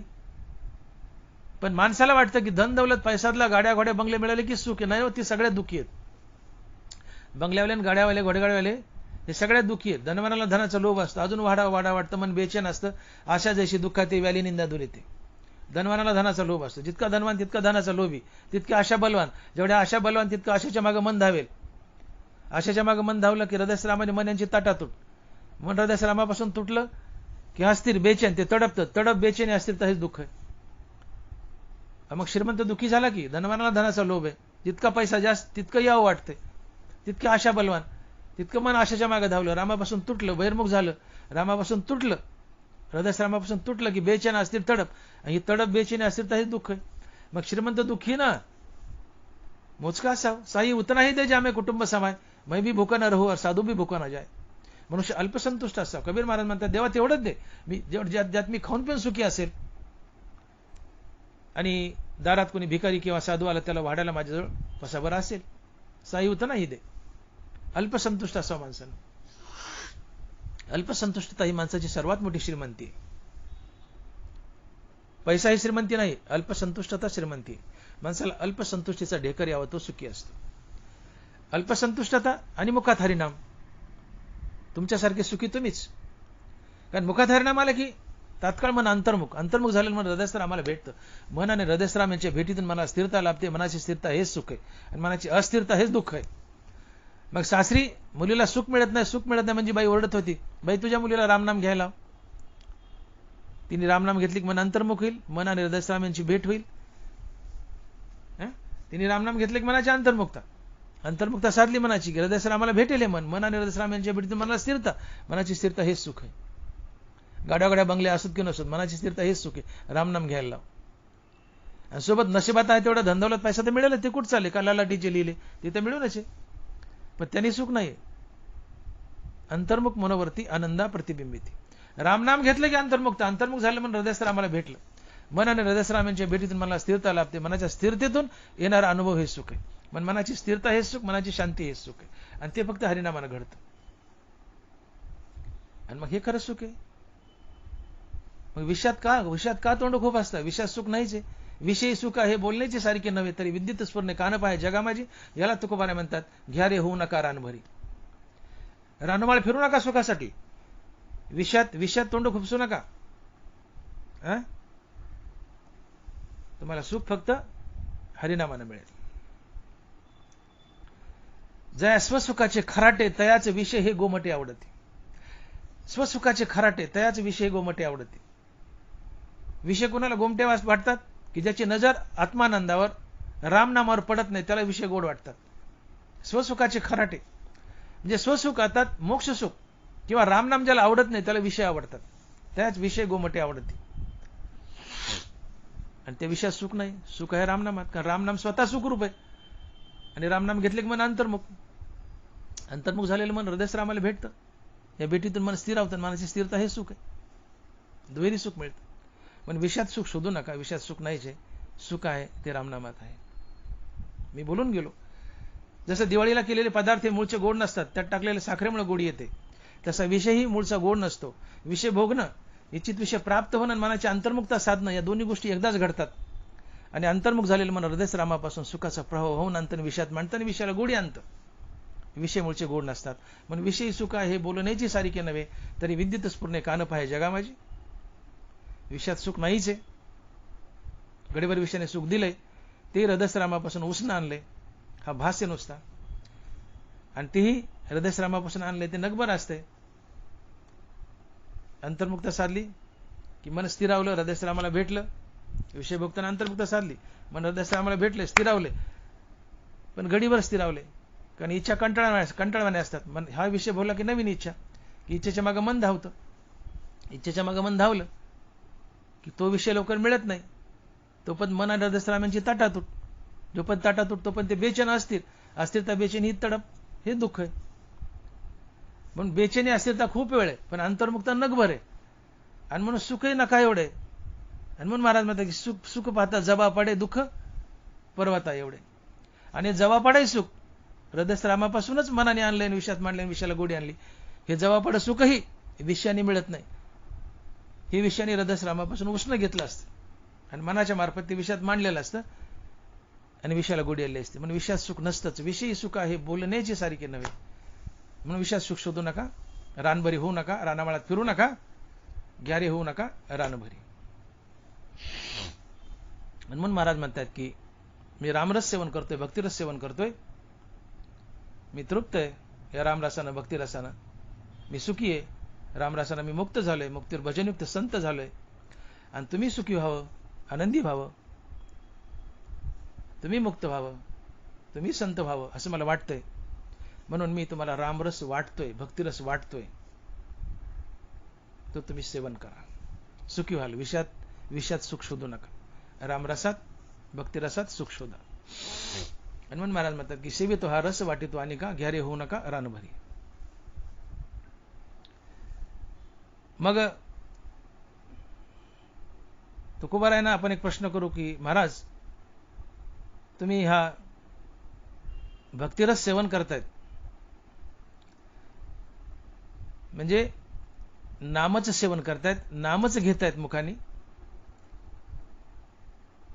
तर हे नाम तुम्ही नेमकं प्रामुख्यानं हे नाम तुम्ही नेमकं घेता कुणाचं? महाराज तुम्ही भक्तिरस म्हणजे नामाचा रस सेवन करतायत,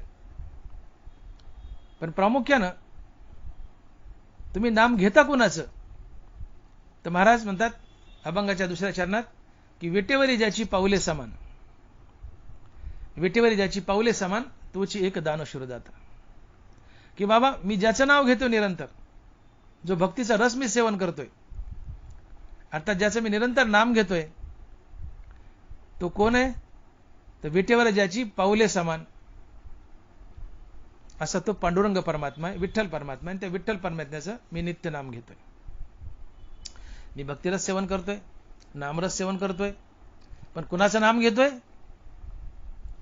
तो जो विटेवर उभा आहे, कटेवर हात आहेत, आणि त्या विटेवर ज्याची पाऊले समान आहेत, असा तो विठ्ठल पांडुरंग परमात्मा याचं मी नाम घेतोय.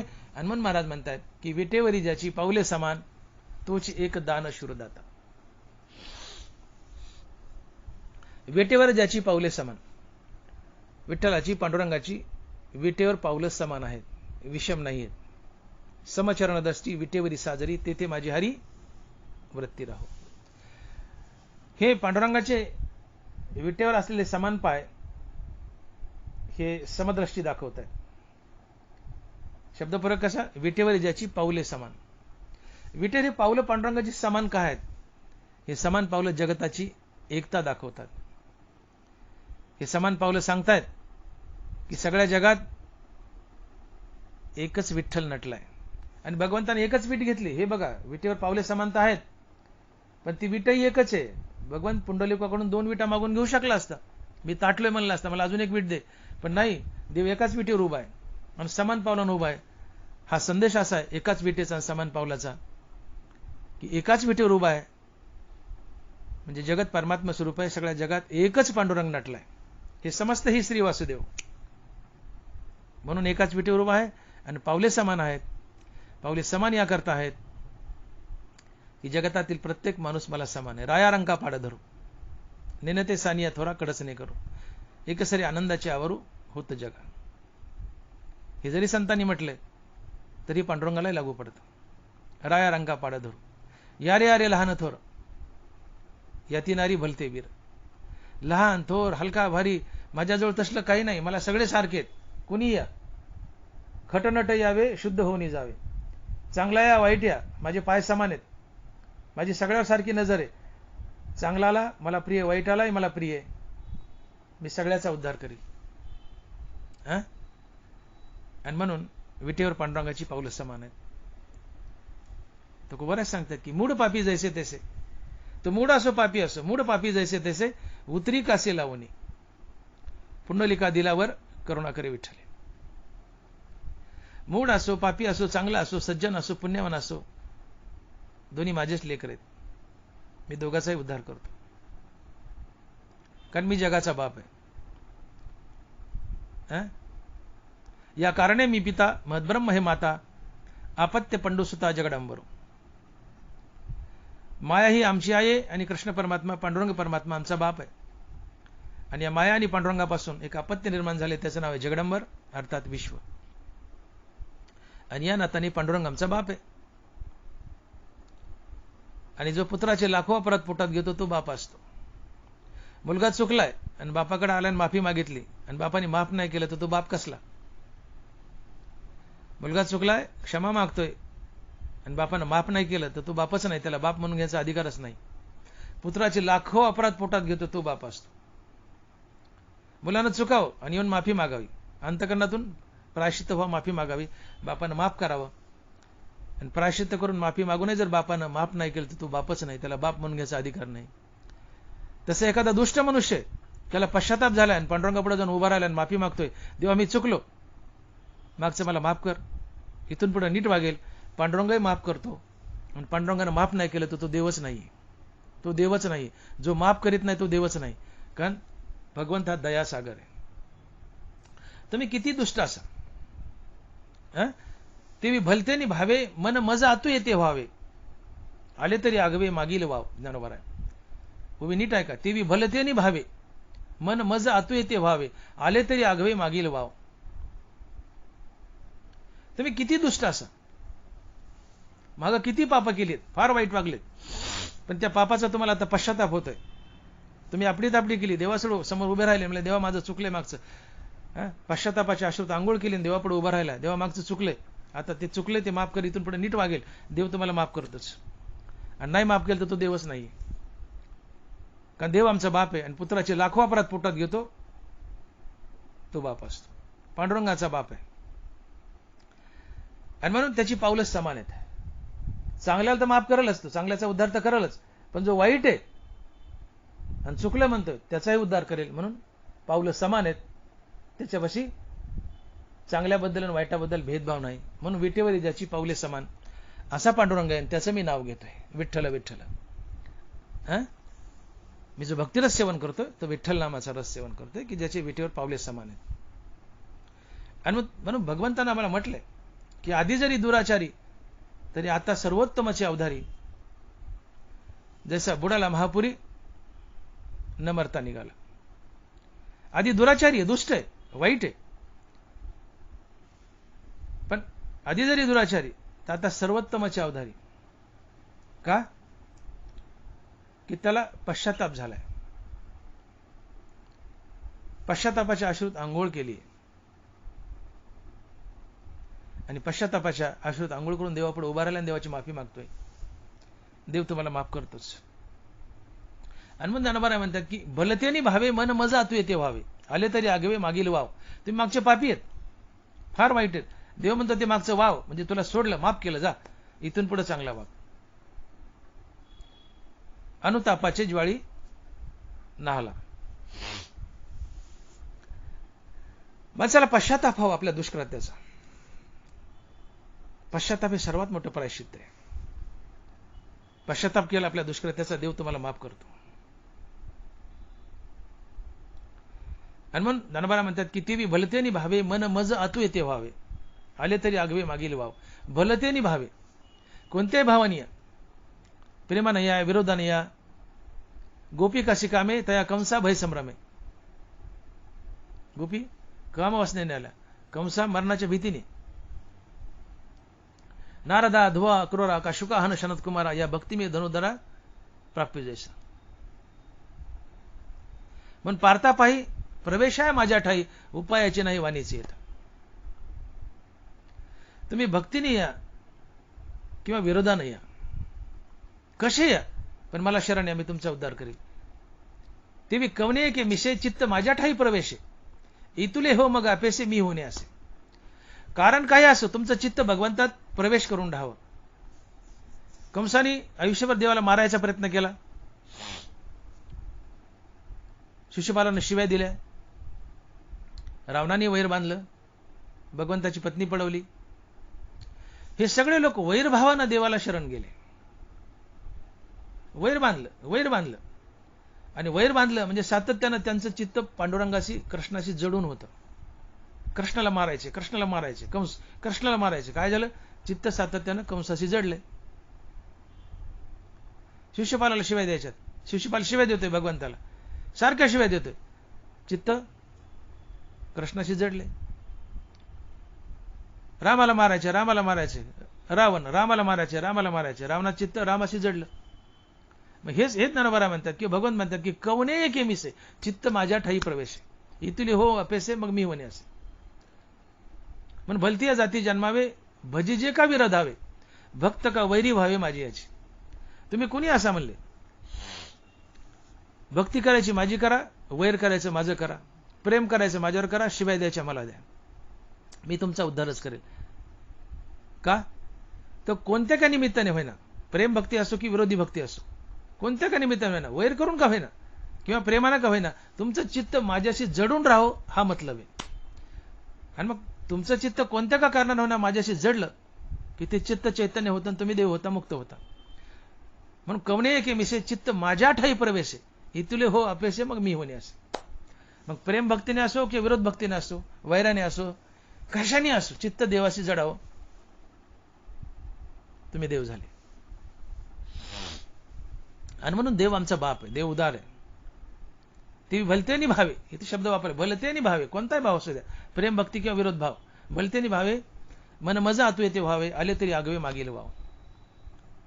कोणत्या का भावाने, प्रेमानं विरोधानं कोणत्या भावाने या, पण झालेल्या गोष्टीचा पश्चाताप करा, तिथून पुढे नीट वागा. देव म्हणतं मी मागचं माफ करतो, आले तरी आगवे मागील वाव, मागचं माफ करतो, इथून पुढे नीट वागा, पश्चाताप होऊ द्या.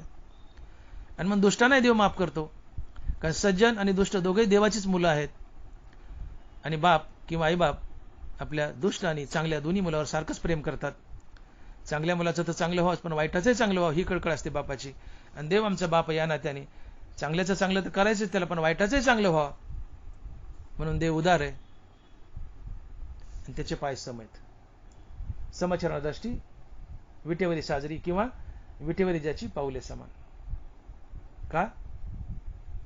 चांगला आहे त्याचाच आहे, वाईट आहे त्याचाच आहे. चांगले वाईट दोन्ही देवाचेच आहेत, दोन्ही देवाचे लेकर आहेत. वाईटाचा आणि चांगल्याचा दोघांचा देव बाप आहे, बापाला दोन्ही प्रिय आहेत. दोघांचा उद्धार करायचा, ही समानता दाखवायची. आणि म्हणून विटेवरी ज्याची पाऊले समान, तोची एक दानशूर दाता. असा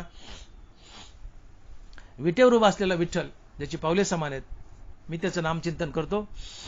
आणि या जगतात विश्वात तोच एक दानशूर दाता आहे, बाकी कुणी नाही. अहो म्हणले कर्णाने फार मोठं दान केलंय, कवच कुंडल दिली, तो काय साधा दानी होता का, महादानी होता. दधीची ऋषीने आपले हाड दिले इंद्राला, त्या राक्षसाला मारण्यासाठी, स्वतःचा जीव दिला. तो काय साधा महादानी आहे का, साधा महादानी आहे का. कर्ण झालं, दधीच झालं, आपले हाड काढून द्यायचे, चेष्टा आहे काय. कुठल्या त्या राक्षसाला मारण्यासाठी इंद्र गेला आणि दधीची ऋषीची हाडच आणली, दिले दधीशीने, कापला अंकर करून हाड दिले, त्या राक्षसाला मारलं. आता आपला जीव दिलाय, साधं दान आहे का. कर्णाने कवच कुंडल दिले, साधं दान आहे का. पण तरीही भगवंताच्या दानापुढं, अवधार्यापुढं हे दानं फिके पडतात. देव अशी छोटी मोठी दानं तर देऊ शकतो, पण देवाचं दान काय आहे की तुझे अवधार्य जाणो स्वतंत्र, देता न मनशी पात्रा पात्र, कैवल्यासे पवित्र वैर्यही दिदले. कैवल्यासे पवित्र वैर्यही दिदले. अरे देवा तुझं उदारपणा काय सांगू म्हणले. कंस, शिशुपाल, रावण तुझे वैरी होते, तुला मारायला टपले होते, पण या वैरालाही तू सडळ हातानं दान दिलंस. काय? मोक्ष. वैरालाही सडळ हाताने मोक्षाचं दान दिलंस. तुझे अवधार्य जाणो स्वतंत्र, देता न मनसी पात्रा पात्र, कैवल्यासे पवित्र वैर्यही दिदले. देवा तू दुश्मनालाही मोक्ष देतोस, तर तुझ्या भक्ताला का देणार नाही. आणि म्हणून तो सगळ्यात मोठा दानशूर बी आहे आणि त्याचे पावलं समान आहेत. नारदा, ध्रुव, अक्रूरा, शुका, शानत कुमार हे भक्तिभावाने आले, त्यांना तर मोक्ष दिला, त्यांचा उद्धार केला. पण शिशुपाल, रावण आणि कंस दुश्मन होऊन शरण आले किंवा दुश्मनी केली, त्यांनाही तू मोक्ष दिलास. भक्ताला मोक्ष आणि दुश्मनाला मोक्ष आहे. मग तुझ्यापेक्षा कोण मोठा दानी आहे देवा. आणि तुझे पावलं समान आहेत, तुझ्यात भेदभाव नाहीये. चांगले वाईट तुझ्या नजरे सारखेच आहेत म्हणून तुझे पावले समान आहेत. आणि तू सर्वात मोठा महादानी आहेस का तू मोक्ष दुश्मनाला देतो. भक्ताला देईल, पण दुश्मनाला कोण मोक्ष देईल. जो देवालाच मारायला लागला त्याला देव मोक्ष देतो. पुतण्याला मोक्ष दिला, ती मारायला टपली होती. मग देवाचं अवधार्य काय वेगळे. तुझे अवधार्य जाणं स्वतंत्र, देता नमनसी पात्रा पात्र, कैवल्यासे पवित्र वैर्य दिले. पुतण्या मारायला आली ती पुतना, पण तिलाही मोक्ष दिला. म्हणून देवासारखा दानशूर या जगात कुणी नाही. कंस, दधीची हे त्याच्या पुढे फिके पडतात, पण तोची एक दानशूर दाता. असा ज्याची विटेवर पावलं समान आहेत, जो दानशूर आहे, अशा विठ्ठलाच्या पायी जर आपली बुद्धी सातत्यानं स्थिर करून ठेवली तर काय फायदा होतो हे तुकोबा अभंगाच्या 3ऱ्या चरणात सांगतात. आणि महाराज म्हणतात की मनाचे संकल्प पावतील सिद्धी, जरी राहे बुद्धी याची पायी. मनाचे संकल्प पावतील सिद्धी, जरी राहे बुद्धी याची पायी. तुम्ही तुमची बुद्धी पांडुरंगाच्या चरणावर स्थिर करा, तुम्हाला हवं ते मिळेल. तुकोबाराने शब्द दिला, हवं ते मिळेल. मनाचे संकल्प पावतील सिद्धी, जरी राहे बुद्धी याची पायी. तुम्हाला करायचं काय? फक्त पांडुरंगाच्या चरणावर बुद्धी आणि मन स्थिर करायचे. नरोबरा लिहित आहेत, जे मनबुद्धी ही घर केले माझ्या ठाई तरी सांगे काय मी तू ऐसे उरे. जे मनबुद्धी ही घर केले माझ्या ठाई मग सांगे काय मी तू ऐसे उरे. अरे अर्जुना, तू तुझं मन आणि बुद्धी जर माझ्या पायात स्थिर केली तर तू आणि मी काय वेगळे आहेत का मग. अरे एकच झालो ना. जे कृष्णाचे होय जे आपण ते कृष्णाचे होय आपले अंतकरण. जे संकल्पाचे अंगण ओळखीती सिद्धी. आपलं मन आणि बुद्धी कृष्णनामात आणि कृष्णाच्या पायावर जर स्थिर केलं तर आपण कृष्णच होतो. आणि कृष्ण होणं ही सर्वात मोठी फायनल अचिव्हमेंट आहे. याच्या पुढे प्राप्त करायचं काय राहतं. हा सगळ्यात मोठा लाभ आहे. तुका म्हणे आता लाभ नाही यापरता. सगळ्यात मोठा लाभ आहे. आणि मग तुमचा काही संकल्प असो. अहो संसारिक संकल्प तर सोडव फालतू. वाढावे संतान, गरीब व्हावे धनदान, हे तर मिळेलच म्हणले तुम्हाला. या गोष्टी तर मिळतीलच. पण तुम्हाला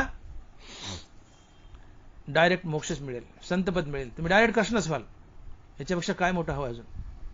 जे कृष्णाचे होय जे आपण कृष्णाचे होय आपले अंतकरण ते संकल्पाचे अंगण ओळखती सिद्धी.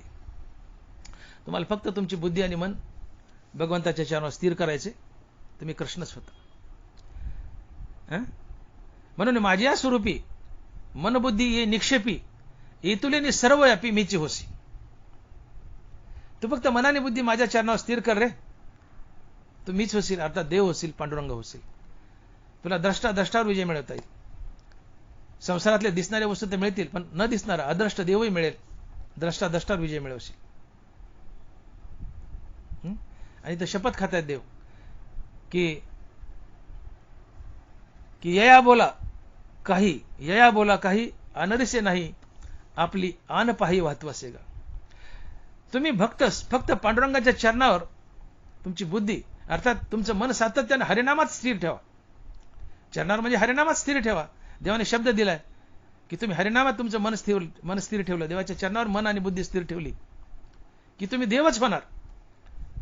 मी शपथ घेऊन सांगतो म्हणले. या बोला काही अनरिसे नाही आपली आन पाही वाहतू असेगा. मी तुम्हाला शपथ घेऊन सांगतो म्हणले. फक्त मन आणि बुद्धी माझ्या नामात आणि माझ्या पावलावर स्थिर ठेवा. तुम्ही देवच व्हाल. तुम्ही देवच व्हाल. अजून काय पाहिजे तुम्हाला. आणि म्हणून तुम्ही आम्हाला आपलं मन आपली बुद्धी पांडुरंगाच्या चरणावर स्थिर ठेवायची. तुमच्या मनातली प्रत्येक इच्छा पूर्ण होते. संसारिक लाभ तर होतोच, परमार्थिक लाभ अर्थात मोक्षही मिळतो. पण आम्ही अभागे देवाची भक्ती करतो, कीर्तन प्रवचन करतो आणि या कीर्तना प्रवचनातून मिळालेल्या पुण्याने देवाची कामना करत नाहीत तर कामना करतो पैशाची किंवा स्वर्गसुखाची. नरवराय बोलले शतक्रते यजिजे माते आणि इप्सिता ती स्वर्गसुखाते. आता पुण्य की निवृत्ती हे पापचं नव्हे. 100 यज्ञ करायची आणि यज्ञाच्या पुण्याने देवाची प्राप्ती सोडायची आणि काय मागायचं, स्वर्ग मागायचा, हे पाप आहे. कीर्तन प्रवचन करायची, देवाची प्राप्तीची कामना सोडून पैशाची कामना करायची, हे पाप आहे. शतक्रते यजेजे माते, तसं कीर्तने प्रवचने यजेजे माते आणि इप्सिताती 10,000 रुपये ते. कीर्तने प्रवचने यजेजे माते आणि इप्सिताती 10,000 रुपये ते. आता पुण्य की निवृत्ती हे पापाची नव्हे. हे पापच आहे. कीर्तन प्रवचन करायचं, पैसा लुबाडायचा, पैसा कमायचा, कीर्तनाचा भक्तीचा बाजार मांडायचा, हे पापच आहे. याने देव भेटत नाही, अधोगती होते. कीर्तनाचा पैसा घेऊ नये. गीती देती तुका म्हणे दोन्ही नरका जाती, हे पाप आहे. फक्त गोंडच नाव दिले. स्वर्गा पुण्यात्मक पापा येजे, पापात्मक पापे नरका जायचे. जेने माते पाविजे ते हे शुद्ध पुण्य. माझ्या नावाने पुण्य केलं तर माझी कामना करावी, पैशाची किंवा स्वर्गाची करू नये. जया माझी नारायण ते हे शुद्ध पुण्य. तुकोबार आहे. आणि मजाची माझी असता जेणे मी दूर होई पंडू सुता त्या पुण्य असे म्हणता जीभ न तुटे काय. माझ्या नावाने पुण्य मिळवले कीर्तन करून, माझ्या नावाने पुण्य मिळवले कीर्तन करून, तर माझ्याच प्राप्तीची कामना ठेवावी, पैशाची नाही. माझ्या नावाने कीर्तन केले आणि पैशाची कामना ठेवली तर हे पाप आहे. फक्त गोंडच नाव दिले पुण्यात्मक पाप. कीर्तन करून पैसा घेतला, याला कोणी पुण्य म्हटलं त्याची जीभ तुटेल म्हणले. या पुण्य म्हणता असे जीभ न तुटे काही. आणि म्हणून कल्पतूर तळवटी बैसुनी झोडीये पाडी गाठी मग निदेवे निघे किरीटी की दैन्याची करू. नरबरा म्हणतात की एक मनुष्य कल्पतोर खाली बसलाय ऊन उतरण्यासाठी, फाटक्या झोडीला गाठी मारल्या तर पुढे भीक मागायला निघालाय. त्याला कल्पतरूचं महत्व कळालं नाही.